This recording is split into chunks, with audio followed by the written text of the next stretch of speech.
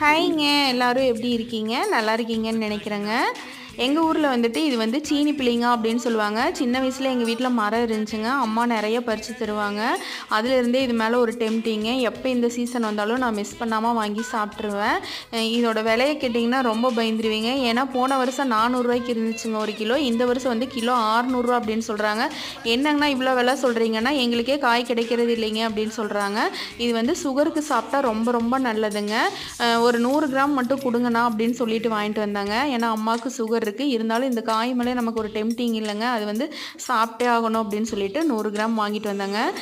நாங்களாம் சின்ன பிள்ளையா இருக்கும்போது இந்த காயை தொளிச்சு சாப்பிட்டு இதில் இருக்கிற கொட்டை இருக்குல்லங்க, அதைய தொளிச்சு உள்ளே இருக்கிற அந்த வெள்ளையாக இருக்குல்லங்க, அதைய பிரிச்சுட்டு பாசா பெயிலா அப்படின்னு சொல்லிட்டு நாங்கள் விளையாடிட்டு இருப்போங்க. உங்களுக்கு யாருக்கெல்லாம் வந்துட்டு இந்த மாதிரி விளையாடின அனுபவம் இருக்குன்னு மறக்காமல் கமெண்ட்ஸில் சொல்லுங்கள்.